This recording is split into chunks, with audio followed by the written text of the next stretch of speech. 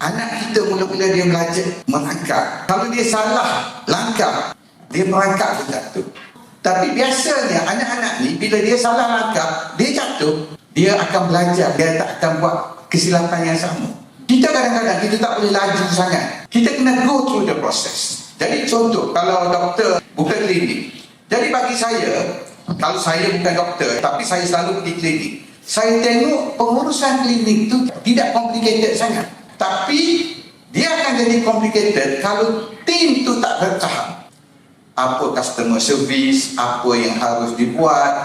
Itu sebab kita kena ada knowledge sebelum kita buat tu untuk jadi perfect klinik macam mana. Dan cara terbaik adalah tengok, belajar daripada orang lain. Pergi klinik orang lain. Tengok apa good practice dia, kita amalkan. Dan apa wrong practice kita betulkan. Jadi maknanya kalau sampai 20 tahun masih tak betul, there is something, sorry lah cakap, something wrong with you or with your staff. Jadi if with the leader, then the leader must change. Staff you kena train dia. Jadi bagi saya, kita belajar sesuatu ni melalui observation, melalui mendengar, melalui macam-macam lah, melalui ada di kelas. Tapi banyak benda kita boleh belajar melalui observation. Saya start business, saya observe aja.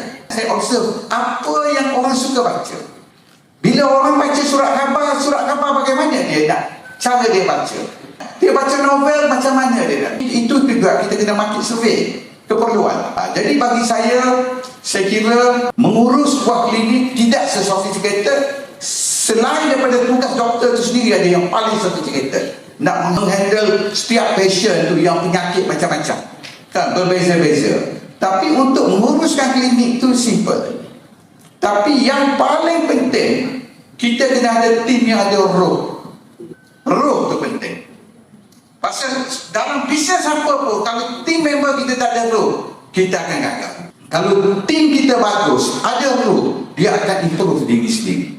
Saya pergi satu klinik yang dimiliki oleh orang India, walaupun ada 2-3 klinik lain kat situ. Pasal bila pergi itu, dia tahu dah penyakit apa. Same problem, boss. I think you don't have to see doctor lah. You just take this medicine.